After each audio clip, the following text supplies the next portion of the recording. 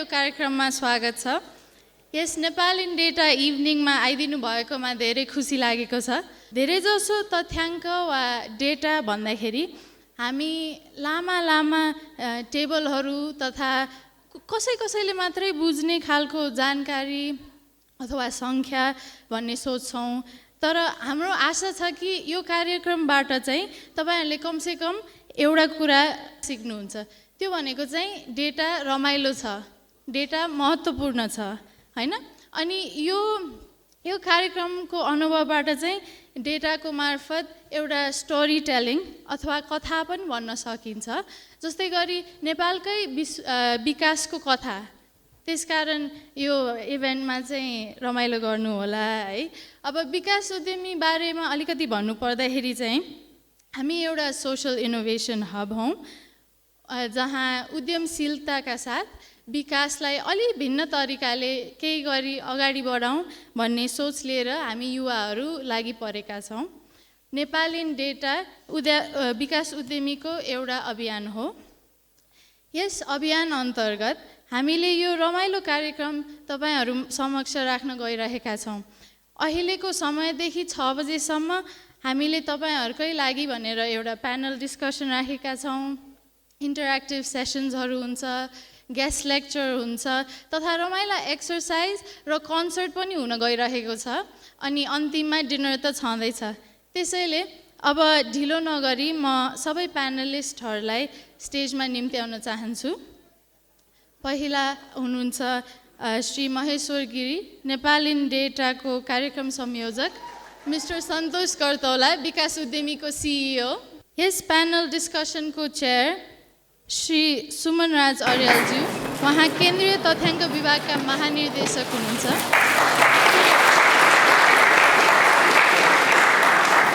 Doctor Rurik Marsden, head of department for international development of the UK government in Nepal. र हाम्रा प्रस्तोताहरू हुनुहुन्छ doctor विश्व पौडेलज्यू, उहाँ राष्ट्रिय योजना आयोगबाट का सिनियर इकोनोमिस्ट हुनुहुन्छ। श्री ईश्वरी प्रसाद भण्डारीज्यू, उहाँ केन्द्रीय तथ्याङ्क विभागका निर्देशक हुनुहुन्छ।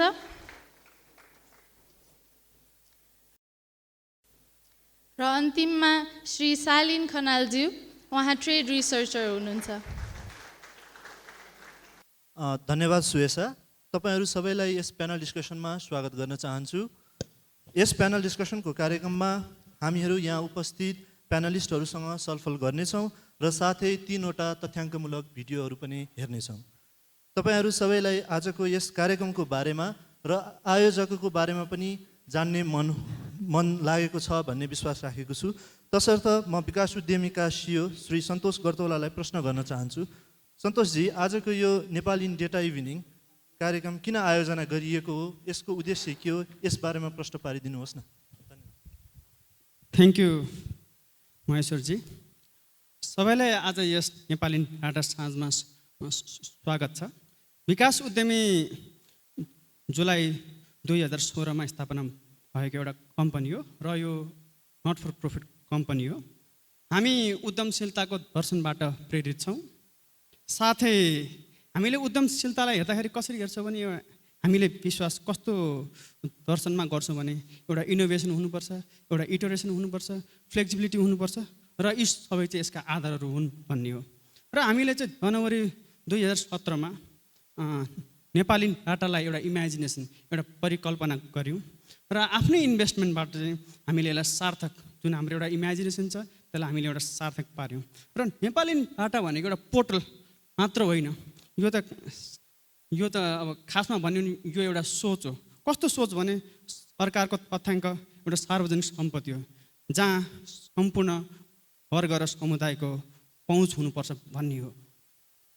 हालको अवस्थामा हामीसँग 1700 भन्दा बढी सूचकहरू छन्, जुन 12वटा क्षेत्रमा विभाजित छन् र हामीले 1950बाट चाहिँ यसलाई सङ्कलन गर्ने, नेपालको इतिहासलाई सङ्कलन गर्ने कमरको गरेका छौँ। यो त हाम्रो एउटा सुरुवाती अवस्था मात्र हो। एक साल नभइकन पनि हाम्रो यतिसम्मको एउटा हाम्रो एउटा अवस्था यस्तो छ। र नेपाल इन डाटाले चाहिँ नेपालको विकासको क्रममा सरकारले उत्पादन गरेको तथ्याङ्क एकै स्थानमा ल्याई र सबैको पहुँचमा पुर्याउने यसको मूल उद्देश्य हो। नेपाली डाटाको एउटा गोल अथवा मिसन, एउटा गन्तव्य चाहिँ के चाहिँ हो भने विकासको तथ्याङ्क, डेभलपमेन्ट स्ट्याटिस्टिक्समा योगदान पुर्याउने हो र नेपाल सरकारलाई सक्दो सहयोग गरी र साझेदारी गरी अघि बढ्नु हो। आज यस नेपाली डाटा साँझ विकास वा हाम्रो अवस्थालाई सरल ढङ्गमा कसरी प्रस्तुत गर्ने, यसरी प्रस्तुत गर्नुपर्छ कि जसले गर्दाखेरि एउटा सामान्य व्यक्तिले पनि यसलाई बुझ्न सकुन् हाम्रो विकासको अवस्था। यसका लागि हाम्रा केन्द्रीय तथ्याङ्क विभागको प्राविधिक सहयोगमा नेपालको विकासका आयाममा भिडियो निर्माण गरेका छौँ र आज केही भिडियो सार्वजनिक गर्दैछौँ। हामी यी भिडियोहरू स्थानीय तहसम्म पुर्याउन चाहन्छौँ र हाम्रो यो प्लान छ। आशा गर्दछु तपाईँहरूलाई यो भिडियो चाहिँ एकदमै उत्साह, एउटा नेपालको विकासको इतिहासको बारेमा केही इन्फर्मेसन दिनेछ भनेछ र यो तपाईँले हेरेर चाहिँ आफ्ना इष्टमित्र समाजमा गएर चाहिँ यो हाम्रो यो भिडियोलाई प्रमोट गर्नुहुन्छ भन्ने विश्वास गर्दछु। Thank you. धन्यवाद सन्तोषजी। अब म डाक्टर रुद्रिक मार्सनतर्फ प्रश्न राख्न चाहन्छु। उहाँ चाहिँ डिफिड नेपालको प्रमुख हुनुहुन्छ। उहाँ डिफिड चाहिँ बेलायतको सरकारको अन्तर्राष्ट्रिय विकास विभाग हो। Thank you for being here doctor Marsden. According to the recent OECD DAC report, DFID features among the top bilateral donors providing aid for statistics.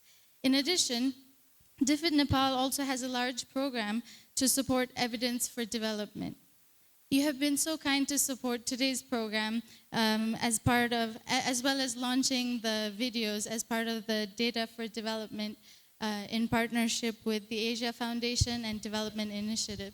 So my question to you is, why does DFID consider the use of data as evidence for development important, especially in the context of Nepal? And what is it that DFID does in this area?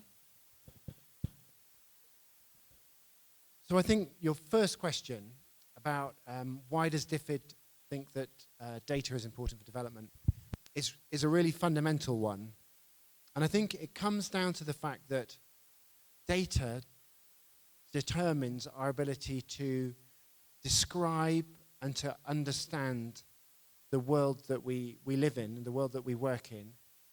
And that if we want to change the world, if we want to support development, if we want to improve people's lives, we need to start by understanding the world and having a very rigorous understanding. And we need to be able to learn about what works. So for me, you can think about data as being a fundamental part right through the development process. Whether you're thinking about planning or decision making, whether you're thinking about how to monitor progress or how to hold development actors accountable for what they're doing. And actually when you get to the kind of the stage of the cycle when you're learning, if you're able to learn rigorously, you need data to be able to do all of those things. So for us, I think data is really important. But it's also really important to recognize that the world is going through a massive change in our ability to collect and use data. So, you know, over the last few decades, there's been there have been incredible advances in the ways in which we can collect data, we can share data, we can analyze data, we can visualize data. So data, when it's open and available, is a massive public asset. But if it's not available, it's a massive missed opportunity for really good development. And that's why we have been putting a really strong focus on data through our programming, particularly in Nepal. So the core part of our support on data in Nepal is the Evidence for Development program, which is a £15 million 5-year program, which has got 4 main strands. So one of the things that program is doing, very importantly, is supporting national statistical systems. So working with the Central Bureau of Statistics to help them ensure that across the country there's good data available, and that it's made available to actually support decision making. We've also got an evidence fund, which is helping to focus on generating data on key questions like food security, or which is work with WFP, or work with the Asia Foundation on post-earthquake recovery. And at the same time, we've got a strong focus on aid effectiveness, so working with the Ministry of Finance on the data that they collect and share on what different donors are doing in Nepal, which hopefully makes it easier for Nepalese to hold donors accountable for what they're doing and to understand what we're doing. And finally, there's the very important work that we're doing with Asia Foundation and development initiatives on the sharing and use of data, which is how we've come to be involved with this really brilliant event. And it's so exciting to be in a cinema. I think it's the first time I've been in a development event in a cinema, or an ex-cinema, so it's a brilliant opportunity. And just looking forward, I've said a bit about what we're doing on data, but in terms of the title of this session, Connecting Development Dots, it feels as if one of the really important things to think about is the role of data as Nepal moves to having a federal system. And it's a kind of a challenge for all of us, and it's a challenge for everybody in the audience as well, to think about how do we make the most of the data that's being collected. How do we make sure that really good data does get collected at a local level? And how do we make sure it's shared and it's used to support innovation and learning, so that as quickly as possible, best practice can be shared and can grow across the different new political entities, or different parts, the new spheres of government that are being established in Nepal. So it feels as if this discussion is particularly timely and particularly important because of federalism. धन्यवाद doctor Rurik मार्गदर्शन। भोलिका दिनमा पनि हामी तपाईको साथ र सहयोगको अपेक्षा गर्छौं। यसैगरी अब म हाम्रो तथ्याङ्कमूलक भिडियोको पहिलो प्रस्तोता अर्थशास्त्री डाक्टर विश्व पौडेलतर्फ जान चाहन्छु। उहाँले नेपालमा गरिबी र असमानताको बारेमा भिडियो प्रस्तुति दिनुहुनेछ। तर त्यो भन्दा पहिले म डाक्टर पौडेललाई के प्रश्न सोध्न गइरहेको छु भने नेपालमा गरिबी कसरी मापन गरिँदै आएको छ, हामीले गरिबीलाई नयाँ ढङ्गबाट बुझ्न कतिको जरुरी देख्नु भएको छ, यस बारेमा आफ्नो धारणा राख्नु होला।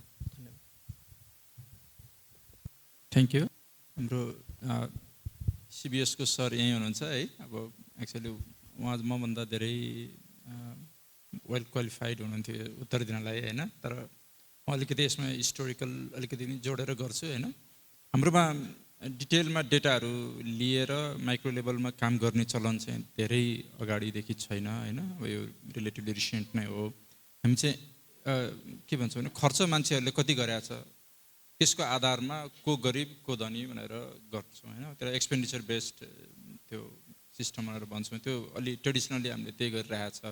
संसारमा सबै देशले त्यसो गर्ने होइन। जस्तो अमेरिकामा चाहिँ एनुअल हाउस होल्डिङ इन्कम नै उनीहरूले त्यसलाई बेसिसको रूपमा चाहिँ मान्छ होइन, वार्षिक रूपमा कति कमाएको छ मान्छेहरूले भनेर। हाम्रो एउटा चाहिँ त्यो छ। अर्को अब अहिले रिसेन्टली आएको चाहिँ एमपिआई भनेर यो मल्टी डाइमेन्सनल पोभर्टी इन्डेक्सहरू हेर्ने भनेर होइन। जस्तो तपाईँसँग पैसा होला तर तपाईँको स्वास्थ्य अलिकति खराब होला, अथवा तपाईँको घर त्यति राम्रो नहोला, त्यो भने घर राम्रो नभएकोलाई चाहिँ घरको सम्बन्धी गरिबी भयो होइन। घरको सम्बन्धीमा चाहिँ अब घरको सम्बन्धी गरिबी भयो तर अरूमा चाहिँ यो गरिब छैन भनेर भने जस्तो हो। त्यस्तो खालको इन्डिकेटरहरू पनि सबै अब बेस्ट चाहिँ होइन। किन भन्दाखेरि मतलब तपाईँ घरको गरिब भने के भन्ने कुरो नि भयो कि एक अर्थमा। जस्तो तपाईँसँग $1 अरब छ, एकदम धनी हुनुहुन्छ, तर तपाईँलाई चाहिँ ठिकै घरमा बस्न मन लाग्ला अथवा केही होला भने अब तपाईँ गरिब त होइन भन्ने यस्तो सेन्समा नै आएको हो त्यो होइन। त्यही भएर कहिले काहीँ चाहिँ के हुन्छ भने तपाईँको त्यो हामी अर्थशास्त्रीहरूले भन्दाखेरि प्रेफरेन्स हेरे हो होइन। मान्छेको प्रेफरेन्स यो हुनसक्छ, तर साँच्चै गरिबी पत्ता लगाउने हो भने चाहिँ एब्सोल्युट कुनै एउटा मेजर नै चाहिन्छ जुन चाहिँ नाप्नै सकियोस् होइन भन्ने चाहिँ हाम्रो बढी सोचाइ हुन्छ। मेरो विचारमा त्यही छ। र अहिलेको हाम्रो गरिबी रेट 21%। धन्यवाद विश्व सर। अब हामी नेपालमा गरिबी र असमानताको अवस्था कस्तो रहेको छ भन्ने शीर्षकको भिडियो प्रस्तुति हेर्दैछौँ।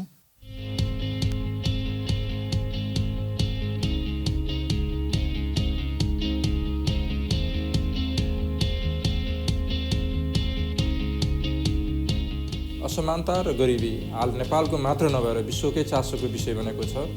उन्नति उन्मुख सरकार र समाजको लक्ष्य न्यायपूर्ण र समृद्ध समाज हुने भएकोले बढ्दै गएको असमानता र गरिबी चिन्ताको विषय हुनुपर्दछ। नेपालको हकमा खुसीको कुरा के छ भने गएको 25 वर्षमा गरिबीको रेखामुनि रहेका नेपालीको सङ्ख्या उल्लेख्य रूपमा घटेको छ।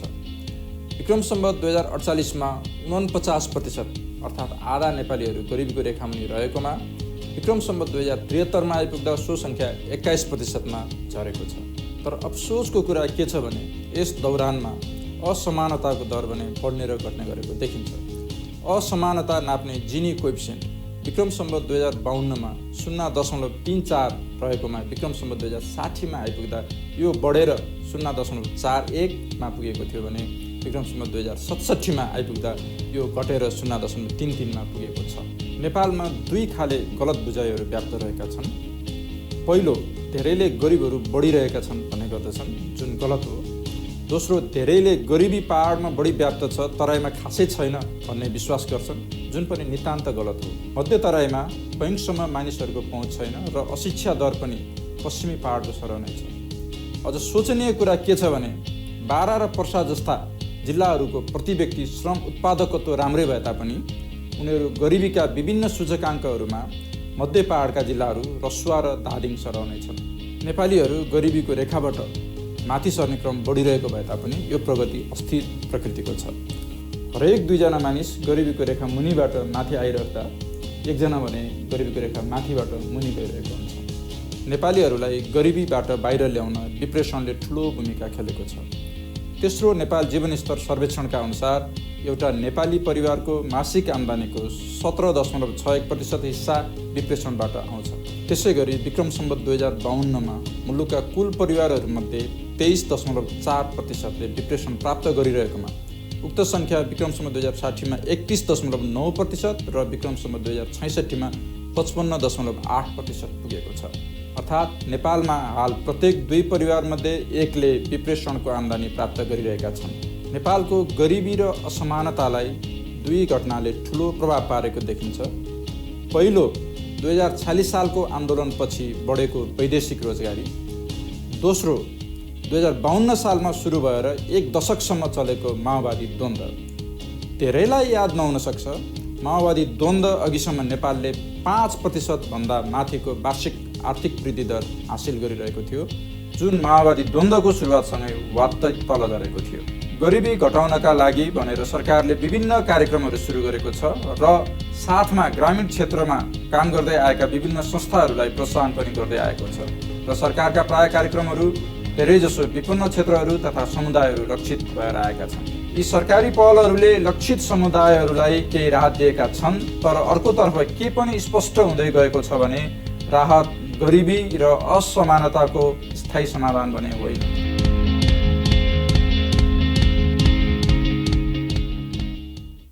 विश्व सरलाई धेरै धन्यवाद।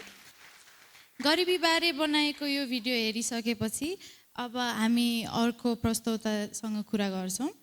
उहाँ केन्द्रीय तथ्याङ्क विभागका निर्देशक हुनुहुन्छ श्री ईश्वरी भण्डारीज्यू। सर, तपाईँ केन्द्रीय तथ्याङ्क विभागमा नेसनल अकाउन्ट सेक्सनको लामो समयदेखि नेतृत्व गरिरहनु भएको छ। तपाईँको अनुभवमा विभिन्न सरकारी कार्यालयहरूले डेटा संयोजन र सहकार्य कसरी गर्छन्? अनि दोस्रो प्रश्न चाहिँ यो प्रक्रियामा चुनौतीहरू के देख्नु भएको छ? धन्यवाद।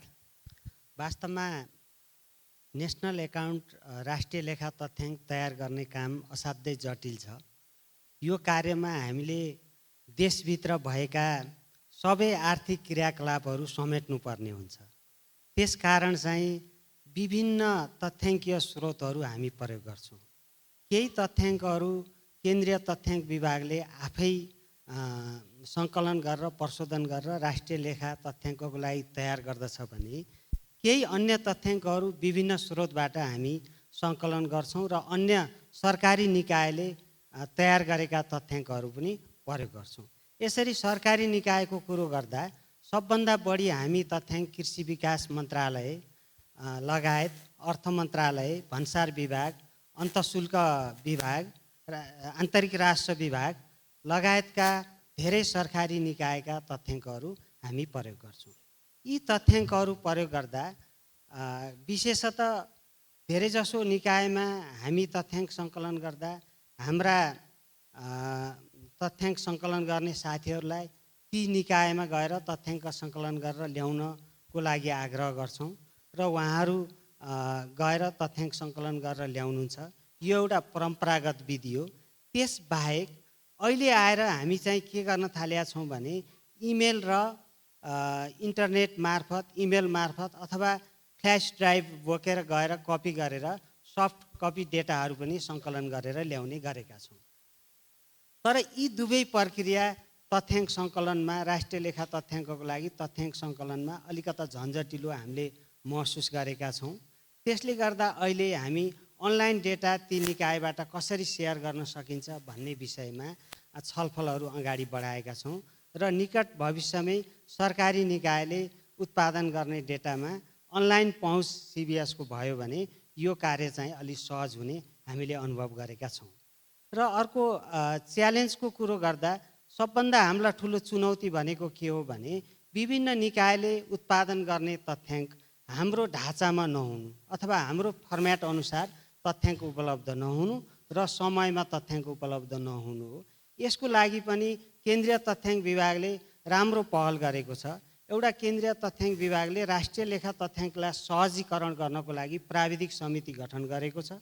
त्यो प्राविधिक समितिमा विभिन्न निकायबाट तथ्याङ्क उत्पादन गरी हामीलाई प्रोभाइड गर्ने संस्थाका प्रतिनिधिहरू हुनुहुन्छ।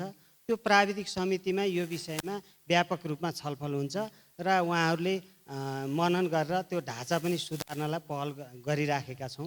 अर्को कुरो, हामीले बेला बेलामा अन्य सरकारी निकायका तथ्याङ्कमा काम गर्ने र खास गरी चाहिँ राष्ट्रिय लेखा तथ्याङ्कलाई तथ्याङ्क उपलब्ध गराउने शाखामा कार्यरत साथीहरूलाई संलग्न गराएर तालिमको आयोजना पनि गर्छौँ। त्यो तालिमले चाहिँ के ती निकायको क्षमता अभिवृद्धि भई हामीलाई चाहिँ सहयोग पुगेको छ। यसले गर्दा आगामी दिनमा राष्ट्रिय लेखा तथ्याङ्कका चुनौतीहरू कम हुँदै जानेछन् भन्ने चाहिँ हामी आशा गर्न सक्छौँ। धन्यवाद। जवाफको लागि धन्यवाद ईश्वरी सर। अब हामी ऊर्जा र औद्योगिक क्षेत्रबारे बनाएको भिडियो हेर्नेछौँ।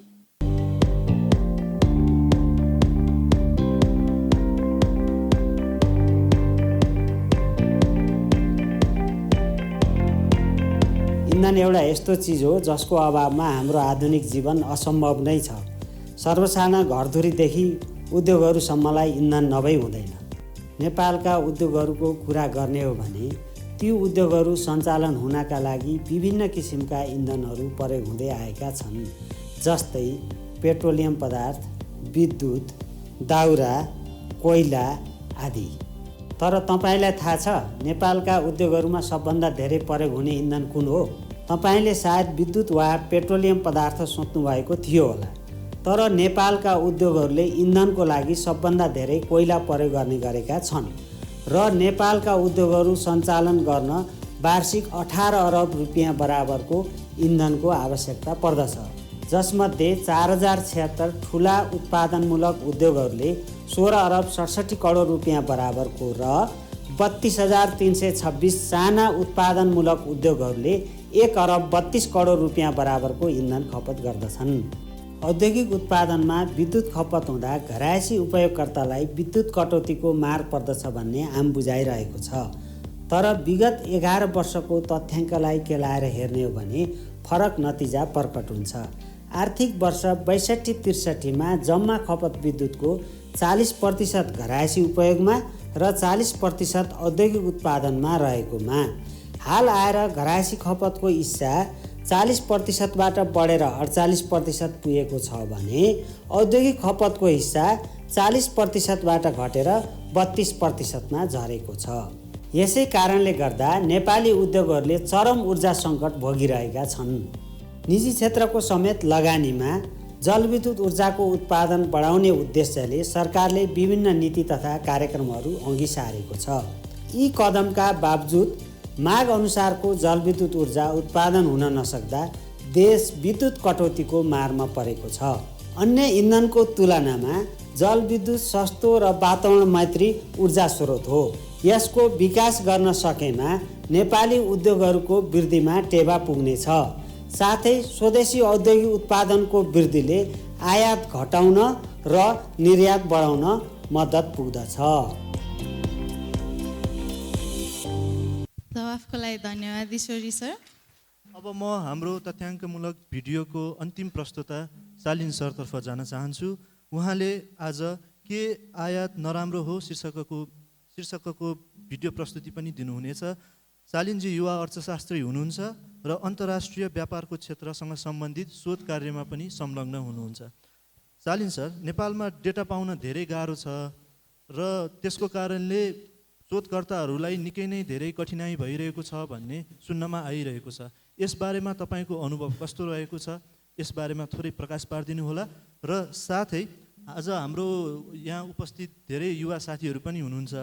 तपाईँ आफू पनि एक युवा शोधकर्ताको हैसियतले भन्नुपर्दा सबै युवाहरूले तथ्याङ्कमा किन रुचि राख्न जरुरी छ, यसबारेमा पनि थोरै प्रकाश पारिदिनु होला। धन्यवाद। प्रश्नको लागि धन्यवाद महेश्वरजी। डेटा चाहिँ नेपालमा पाउन गाह्रै नै छ। धेरै सेक्टरहरूमा चाहिँ हामीसँग डेटा नै छैन। भएको एरियामा चाहिँ पब्लिकली अभाइलेबल छैन। यदि पब्लिकली अभाइलेबल छ भने चाहिँ त्यसलाई चाहिँ टाइमली रूपमा चाहिँ अपडेट गर्ने बानी छैन। अनि यदि सबै थोक मिल्छ भने त्यसको क्वालिटी चाहिँ राम्रो छैन। अब यसो भन्दै पनि हामीसँग चाहिँ कतिपय सिबिएसले जसरी निकाल्नुहुन्छ कति स्रोतहरू चाहिँ हामीसँग चाहिँ राम्रो क्वालिटीको डेटा पनि अभाइलेबल छ। त्यो हिसाबले हेर्दाखेरि चाहिँ एज अ रिसर्चर तपाईँहरूलाई चाहिँ हाम्रो इकोनोमीमा चाहिँ पछि गएर रिसर्च गर्न मन लाग्छ भने गाह्रो हुनसक्छ, तर असम्भव भन्ने छैन। हामीले चाहिँ गर्न सक्छौँ भनेर अगाडि बढ्ने हो भने नेपालमा चाहिँ डेटा चाहिँ पाइन्छ। एउटा त्यो भयो। अब दोस्रो चाहिँ डेटाको महत्त्व के छ भनेर सोध्नुभयो। त्यो चाहिँ एकदम महत्त्वपूर्ण प्रश्न हो। हामीले चाहिँ कुनै पनि तथ्यमा पुग्न खोज्ने हो भने चाहिँ त्यसको दुई तहबाट चाहिँ एक्जामिनेसन गर्नुपर्छ। एउटा सिस्टम अफ थट बनाएर लजिकली यसपछि यो हुन्छ यसपछि यो हुन्छ भनेर सोच्दै गर्दाखेरि एउटा थ्योरी बनाउँछौँ होइन। अनि त्यो कुन चाहिँ थ्योरी चाहिँ एप्लिकेबल हुन्छ भनेर टेस्ट गर्ने चाहिँ हामीले चाहिँ सोसाइटीमा गएर हेर्दा चाहिँ डेटाले हो कि। अनि नेपालमा चाहिँ धेरै जसो डिस्कोर्सको लेभलमा आइडियाको लेभलमा चाहिँ छलफल भइरहेको हुन्छ, यो चाहिँ ठिक हो यो चाहिँ गलत हो भनेर। अनि तर डेटाले चाहिँ के भन्छ, समाजमा हामीसँग भएको इन्फर्मेसनले चाहिँ के भन्छ, कुन चाहिँ आइडिया सही हो कुन चाहिँ आइडिया गलत हो भनेर चाहिँ हामीले चाहिँ टेस्ट गर्ने चाहिँ नेपालमा त्यो लेभलसम्म चाहिँ बानी बसिसकेको छैन। तर त्यो चाहिँ गर्नु एकदम जरुरी पनि छ। हामीले सधैँ अरूको थ्योरीहरू मात्र लिएर हेर्नुभन्दा पनि कुन थ्योरी काम लाग्छ कुन थ्योरी काम लाग्दैन, के गर्दाखेरि चाहिँ नेपाललाई अगाडि बढाउन सकिन्छ, कसरी चाहिँ नेपाल पछि बसिरहेको छ भनेर टेस्ट गर्ने चाहिँ हाम्रो आधार भनेको नै डेटा हो होइन। त्यही भएर पनि डेटाको चाहिँ एकदम महत्त्वपूर्ण भूमिका चाहिँ विकासमा रहेको छ। र यो युवा वर्गहरू एज अ युथ हाम्रो रेस्पोन्सिबिलिटी पनि हो कि कसैले आएर चाहिँ कुनै आइडिया हामीलाई राख्यो भने होइन यो चाहिँ गलत हो यसरी अगाडि बढ्दा ठिक हुन्छ भनेर झकझक्याउनु भनेको चाहिँ हाम्रो दायित्व पनि हो। एज अ रिसर्चर मेरो काम पनि त्यही नै हो। अनि सबैलाई पनि म यसरी नै अगाडि बढ्नुपर्छ भनेर चाहिँ इन्करेज गर्न चाहन्छु। धन्यवाद। धन्यवाद शालिन सर। अब हामी के आयात नराम्रो हो शीर्षकको भिडियो हेर्दछौँ।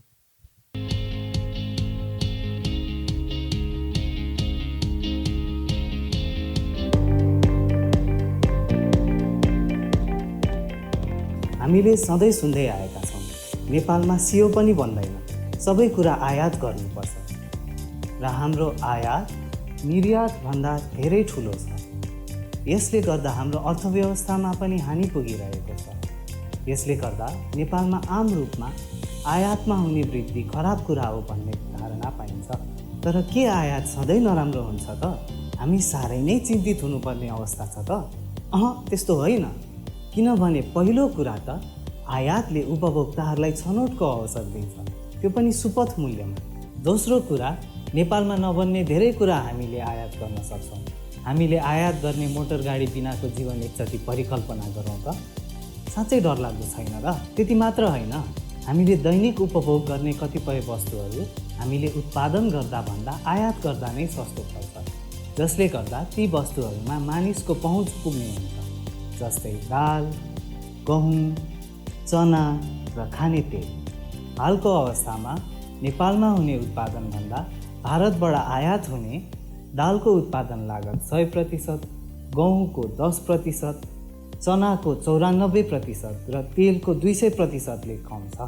त्यसैले आजको जमानामा सबै कुरा आफैले उत्पादन गर्नुभन्दा बाहिरबाट सस्तोमा आयात गर्नु राम्रो कुरा हुन सक्छ, होइन त? तर यति मात्र होइन, यही कुरा औद्योगिक उत्पादनमा पनि लागू हुन्छ। आयातले उद्योगहरूलाई सुपथ र सुलभ रूपमा कच्चा पदार्थ र प्रविधि प्राप्त गर्ने ढोका खोलिदिन्छ। आयातमा आधारित उद्योगहरू अरू उद्योगहरूभन्दा 20% बढी उत्पादनमूलक हुन्छन्, तर उपभोग्य वस्तुहरूभन्दा औद्योगिक वस्तुहरूमा एउटा विशेषता हुन्छ। औद्योगिक वस्तुहरूमा पुँजीगत वस्तुहरू पनि पर्छन् र पुँजीगत वस्तुहरू भनेका आर्थिक वृद्धिका आधारशिला हुन्।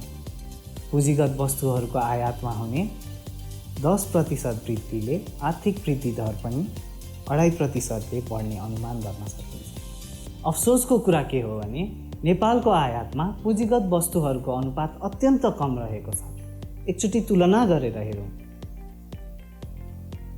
विश्वको कुल आयातमा पुँजीगत वस्तुहरूको आयात 33% रहेको छ। सोही आँकडा भने नेपालको लागि जम्मा 20% रहेको छ र प्रगतिशील आसियान मुलुकहरूलाई हेर्ने हो भने उहाँहरूको कुल आयातमा पुँजीगत वस्तुहरूको आयात भने 40% रहेको छ। हाम्रो आयातको परिमाणबाट त्यति डराउनु पर्ने स्थिति होइन, तर हाम्रो आयातको प्रकृति र बनोटबाट भने चिन्तित हुनुपर्ने अवस्था छ। यथार्थमा व्यापार घाटा र आयातका तथ्याङ्कहरू नेपालका मात्र समस्या होइन, यो सबै अति कम विकसित मानिने मुलुकहरूको साझा समस्या हो। यो विश्व अर्थ प्रणालीको संरचनात्मक समस्या हो। यसले अत्यन्त कमजोर आन्तरिक औद्योगिक उत्पादनको अवस्थातर्फ सङ्केत गर्दछ। नेपाल विश्वमै अति न्यून औद्योगिक उत्पादन र जीडीपीको अनुपात भएको देश हो। यो अनुपात आसियान र विश्वको औसतभन्दा पनि धेरै कम छ, अझ अति कम विकसित मुलुकहरूको औसतभन्दा पनि कम छ। अन्त्यमा भन्नुपर्दा व्यापारको अवस्थामा सुधार ल्याउने हो भने नेपालको सरकारी र निजी क्षेत्रको प्रयास औद्योगिक तथा सेवा क्षेत्रको प्राविधिक क्षमता र मानव संसाधनको विकासतर्फ केन्द्रित हुनुपर्दछ। त्यसो नभएसम्म भविष्यमा पनि व्यापारमा यस्तै प्रवृत्ति कायम रहिरहनेछ।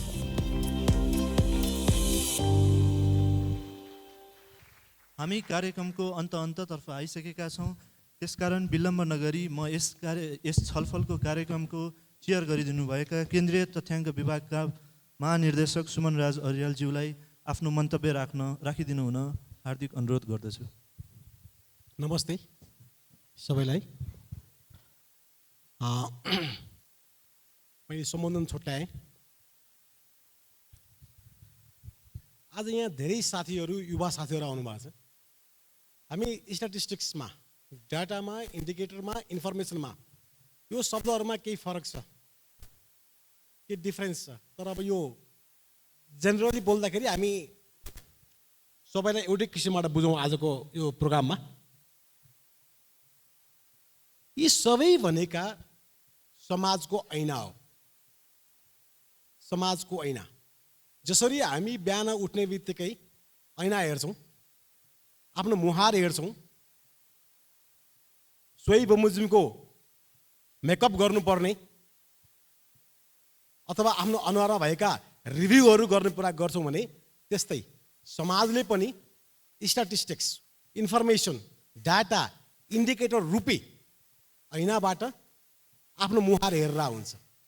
र त्यही मुहार हेरेर जसरी हामी एउटा इन्डिभिजुअल दिक्क हुन्छौँ आफ्नो मुहार देखेर, त्यस्तै समाज रुन्छ त्यो ऐना हेरेर, समाज हाँस्छ त्यही ऐना हेरेर। यदि हामीले त्यो ऐना, त्यो मिरर हाई क्वालिटीको मिरर बनाउन सक्यौँ, साँच्चीकै त्यो ऐनाले हामीलाई 100% रिफ्लेक्सन दिन सक्यो भने साँच्चीकै हँसाइ पनि राम्रै हँसाइ हुन्छ, रुवाई पनि राम्रै रुवाई हुन्छ। हामी जाँदा गइरहेछौँ। डाटा भनेको गभर्नेन्सको पार्टबाट हेर्नुहुन्छ भने यो एउटा ट्रान्सपेरेन्सी र एकाउन्टेबिलिटीको लागि 90 नहुने कच्चा पदार्थ हो, र मेटेरियल्स। हामी इभिडेन्स बेस्ड पोलिसी डायलगको कुरा गर्छौँ, इभिडेन्स बेस्ड डिसिसनको कुरा गर्छौँ, इभिडेन्स बेस्ड डेभलपमेन्ट इफर्ट्सको कुरा गर्छौँ भने यसको लागि हामीलाई इभिडेन्स चाहिन्छ। र सबभन्दा इम्पोर्टेन्ट इभिडेन्स भनेको के हो भन्दाखेरि ट्रस्ट।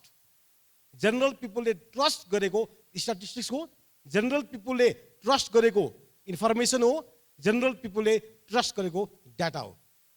जब हामी ट्रस्टको कुरा गर्छौँ हामीले निकालेका प्रत्येक आँकडाहरू प्रत्येक व्यक्तिले बुझ्नुपर्छ, प्रत्येक व्यक्तिले रियलाइज गर्नुपर्दछ, सक्नुपर्छ, त्यो क्यापासिटी हामी डेभलप गर्नुपर्दछ। अहिले हामी नेपाल सरकार होस् अथवा अन्य कुनै निकायहरूबाट होस्, गैर सरकारी क्षेत्रबाट होस्, यति धेरै मात्रामा तथ्याङ्कहरू निस्किरहेका छन् कि त्यसको साँच्चै प्रयोग गरिरहेको छौँ हामीले एउटा रिभ्यू गर्नुपर्ने अवस्था आइसकेको छ। अघि नै DFID को कन्ट्री चिफले भन्नुभएको थियो स्ट्याटिस्टिक्स भनेको पब्लिक म्याटर हो, पब्लिक एसेट्स हो। यो जसरी सडकको बारेमा हामी कुरा गर्छौँ, एउटा नहरको बारेमा कुरा गर्छौँ, त्यस्तै डाटा पनि त्यही हो। जसरी हामी एउटा चिल्लो सडक होस्, ट्राफिक जाम रही सडक होस्, त्यस्तो किसिमको हाइवेमा हिँड्न हामी कल्पना गर्छौँ, त्यस्तै हामीले के कल्पना गर्नु पर्यो भन्दाखेरि ट्रस्ट रूपी एउटा डाटा हाइवेमा हामी हिँड्न पाऊँ, जहाँ हामीले हाम्रो राइटको लागि कुरा गर्न सकौँ। अहिलेको जमाना भनेको 21st सेन्चुरी भनेको स्ट्याटिस्टिक्स के भन्छ भन्दाखेरि राइट बेस्ड एप्रोच भन्छ। तपाईँले तिर्नु भएको करको बारेमा सोध्ने अधिकार तपाईँलाई छ। त्यसको प्रयोग कहाँ भएको छ? तपाईँले इलेक्टेड, तपाईँले चुनावमा जिताएर पठाएको व्यक्तिहरूबाट जुन आधिकारिक व्यक्ति हुनुहुन्छ, जुन लेजिटिमेसी तपाईँले दिनुभएको छ, उहाँहरूसँग तपाईँले क्वेसन गर्न सक्नुहुन्छ। त्यो क्वेसन गर्ने आधार के हो भन्दाखेरि इभिडेन्स। हाम्रो पैसाको प्रयोग कहाँ भइरहेछ त्यो इभिडेन्स तपाईँले खोज्नुपर्छ। त्यो इभिडेन्स राइटबाट तपाईँहरू प्रयोग गर्दै हुन्छ। एउटा सानो तपाईँलाई म रमाइलो कुरा गरौँ। न्युरो साइन्टिस्टहरूले एउटा अचम्मको रिसर्च गरेको छ। यो रिसर्च गरेको तपाईँको 500 वर्ष अगाडि भयो, सायद त्योभन्दा पुरानो हुनसक्छ होला, मैले रिभ्यू गरेर राति गुगल सर्चमै गरे हो। आज हामी यहाँ डाटा भिजुलाइजेसनको कुरा गरिरहेछौँ, इन्फोग्राफिक्सको बारेमा कुरा गरिरहेछौँ। डाटालाई साँच्चै कसरी तपाईँको चाहिँ रियली स्टोरी टेलिङ गर्ने यहाँ 3वटा बडा फ्यान्टास्टिक तपाईँको चाहिँ प्रेजेन्टेसन भएको छ। एउटा पोभर्टीको बारेमा भएको छ, एउटा उद्योगको कुराकानी भएको छ, अर्को तपाईँको चाहिँ हाम्रो इम्पोर्ट र एक्सपोर्टको बारेमा कुराकानी भएको छ। एउटा यति राम्रो स्टोरी टेलिङ भएको छ। त्यो स्टोरी टेलिङबाट के बुझिन्छ भन्दाखेरि सामान्य मान्छेले पनि के हो त के भइरहेको छ भन्ने कुरा बुझ्छ। अगर यहाँ इस्यु निस्क्यो हामी टेबल निकाल्छौँ, त्यो टेबल भनेको बेसिकली तपाईँको चाहिँ एउटा टेक्निकल पर्सनले बुझ्छ, अथवा तपाईँको चाहिँ पोलिसी पिपुलले बुझ्छ, अथवा अलिकति तपाईँको लिटरेट पिपुलले बुझ्छ। तर जनरल पिपुलमा हामीले जुन गर्नुपर्ने नलेज ट्रान्सफर, नलेजको ट्रान्सलेसन गर्नुपर्ने कुरामा अब सुरुवात भएको छ नेपालमा। मलाई लाग्छ यो पहिलो काम गर्नुभएको छ। यसको लागि विकास उद्यमीलाई म विशेष धन्यवाद दिन चाहन्छु। यो साँच्चीकै एउटा क्रेडिबल काम गर्नुभएको छ। नेपाल आमाको लागि उहाँले धेरै ठुलो महत्त्वपूर्ण काम गर्नुभएको छ र यसको दिगो विकासको लागि म उहाँलाई शुभकामना दिन चाहन्छु र यो कन्टिन्यू होस् भन्ने चाहना राख्न चाहन्छु। र CBSको तर्फबाट नेपाल सरकारको एउटा तथ्याङ्कीय मूल सङ्गठनको तर्फबाट गर्नुपर्ने सहयोगको लागि हामी गर्न सक्छौँ। अब मैले भन्न खोजेको एउटा न्युरो साइन्टिस्टको कुराकानी जोड्न चाहन्छु। डाटा भिजुलाइजेसनको बारेमा मैले यहाँ टिपेर लिएको छु। तपाईँले टेक्स्ट पढ्नुभयो, जेनरल टेक्स्ट पढ्नुभयो भने तपाईँको ब्रेनले 50% भन्दा बढी तपाईँको डाटा प्रोसेस गर्न सक्दैन, टेक्स्ट रूपी डाटा प्रोसेस गर्न सक्दैन। त्यो इमेजै बस्दैन, तपाईँको चाहिँ ब्रेनमा बस्दैन। तर यदि तपाईँले भिजुअलाइजेसन गर्नुभएको छ, इन्फोग्राफिक्स गर्नुभएको छ भने मोर देन 90% तपाईँको चाहिँ प्रोसेसिङ ब्रेनले गर्न सक्दो रहेछ। डाटा भिजुअलाइजेसनको मार्फतबाट जुन अहिले उहाँले गर्नुभएको छ, ग्राफिक्सहरू देखाउनु भएको छ, त्यो कति टाइम्स बढी छ तपाईँलाई थाहा छ? गेस गर्न सक्नुहुन्छ? टेक्स्टलाई प्रोसेस गर्ने भन्दा 60,000 टाइम्स बढी तपाईँको प्रोसेसिङ पावर चाहिँ केमा रहेछ? ग्राफिक्समा रहेछ, ब्रेनले गर्ने। यति इम्पोर्टेन्ट टुल, एउटा टुलको बारेमा हामीले वास्तवमा चाहिँ अलिकति साइड लाइनमा बसेर काम गरेका रहेछौँ। समय आयो, युवा पुस्ताको समय हो, यसलाई लिड गर्नुपर्छ। Go head. अब अहिले एसटिजीको समय छ, हामीले एसटिजीको बारेमा धेरै कुरा बोल्नु पर्दैन।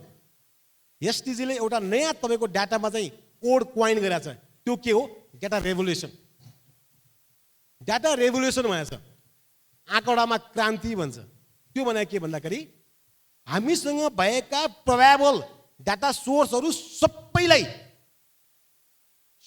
प्रयोग गर त्योबाट के आउँदो रहेछ हेरौँ के आउँदो रहेछ हेरौँ यति डाटा चाहिएको छ हामीलाई यति डाटा चाहिएको छ रियल टाइम डाटा चाहिएको छ डाटा डाइनामिक्स चाहिएको छ डाइनामिक म्यापिङ चाहिएको छ स्मार्ट म्यापिङ चाहिएको छ स्याटेलाइट इमेजहरू चाहिएको छ जीआइएस म्यापिङ चाहिएको छ हेर्नुहोस् त टेक्नोलोजी सपोर्ट गरेको हामीले युनिभर्सिटीमा पढ्दाखेरि कम्प्युटर नहुँदाखेरि एउटा बार डायग्राम पाई चार्ट बनाउँदाखेरि तपाईँ पेन्सिलबाट ग्राफ पेपर बनाउनु पर्थ्यो अहिले टेक्नोलोजीले यति सपोर्ट गरिरहेको छ मैले भनेको कुराहरू हेर्नुहोस् त यति सपोर्ट यति आइटीको सपोर्ट यति भएको छ यस्तो अवस्थामा हामीले यो डाटा रेभोल्युसनलाई प्रोडक्सनमा मात्रै होइन डाटा डिसिमिनेसन यो पनि डाटा डिसिमिनेसन हो डिसिमिनेसनमा रेभोल्युसन डाटा माइनिङमा रेभोल्युसन डाटा एक्सेसमा रेभोल्युसन यो सबै कुराहरूमा तपाईँहरूको डिमान्ड राइट बेस्ड डिमान्डले धेरै काम गर्छ यतातिर म तपाईँ ध्यान आकर्षित गर्न चाहन्छु र अर्को इम्पोर्टेन्ट कुरा डाटा इन्टिग्रेसन प्राइभेट सेक्टरले केही काम गरेर आउँछ गभर्मेन्टले केही काम गरेर आउँछ हामीलाई तेस्रो पार्टीको डाटा चाहिँ चाहियो भने दुईटालाई मिक्सिङ अप गरेर तपाईँको चाहिँ नयाँ इन्टिग्रेट डाटा पनि निकाल्न सक्ने अवस्था आएको छ जुन टेक्नोलोजीले हामीले दिएको छ यो प्रयोग गरौँ यसरी नयाँ किसिमको इन्साइट दिन्छ डेभलपमेन्ट भिजन दिन्छ यो कामहरू हामीले गरौँ यति भन्दै हामीले गर्नै पर्ने दुईवटा कुरा चाहिँ बारेमा म यहाँ राखेर यहाँबाट बुझाउन चाहन्छु त्यो भनेको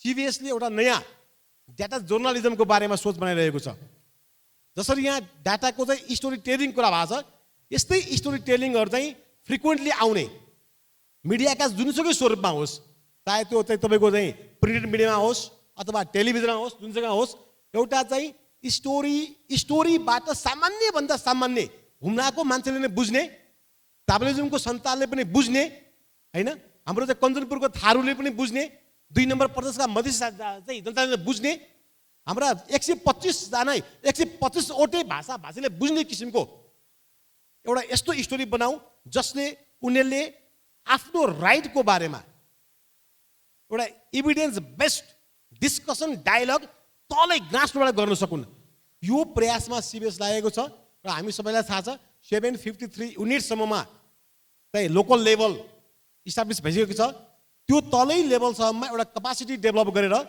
यस्ता किसिमका डिसिमिनेसनका कुराहरू इन्फोग्राफिक्स म्यानेजमेन्टका कुराहरूमा हामी सबै गभर्मेन्टले मात्रै सबै ठाउँमा काम गर्न सक्दैन यो रियालिटी हो तपाईँ हामी सबै मिलौँ र अलिकति यो राज्यको लागि केही काम गरौँ यति भन्दै आजको यस नेपाल इन डाटा इभिनिङ कार्यक्रमको पूर्ण सफलता कामना गर्छु र एकदमै इन्जोय तपाईँले आजभन्दा 5 वर्ष अगाडि होटल याकन यतिमा ग्याप माइन्डरकै तपाईँको त मेन मास्टर माइन्ड आउनु भएको थियो त्यो बेला प्रोग्राममा म पनि गएको थिएँ त्यस उहाँहरूकै एउटा चाहिँ सिलसिलामा अर्को एउटा चाहिँ प्रेजेन्टेसन हुन गइरहेको छ सायद योभन्दा पछि हाम्रो आउँदै हुनुहुन्छ को उहाँको नाम अटोप ग्रासस्ट्रम असाध्यै तपाईँको एक्साइटेड हुन्छ जस्तो मलाई लाग्छ प्लिज इन्जोय र मैले त इन्जोय गरिरहेको छु पहिला र कहिलेकाहीँ इन्टरनेसनल इभेन्टहरूमा नि उहाँहरूको प्रोग्राम हेरेको छु असाध्यै तपाईँको चाहिँ त्यो फ्यान्टास्टिक किसिमको मोडलमा हुन्छ र मलाई लाग्छ हाम्रो चाहिँ विकास उद्यमीका भाइहरूले पनि त्यो पनि मलाई लाग्छ अलिकति लेसन लर्न गर्नु पाउनु सक्छ लेट्स इन्जोय यति भन्दै यहाँहरू सबैलाई म शुभकामना दिन चाहन्छु र अहिलेको स्मार्ट युवाहरूले स्मार्ट इभिडेन्सलाई खोजौँ यदि स्मार्ट इभिडेन्सलाई भ्यालिडेसन हामीले गर्न सकेनौँ भने तपाईँको के समस्या आउँछ भने स्मार्ट फ्यालेसिसहरू आउन सक्छ जुन हाम्रो डेभलपमेन्ट डिस्कोर्सलाई ठुलो चुनौती हुनसक्छ धन्यवाद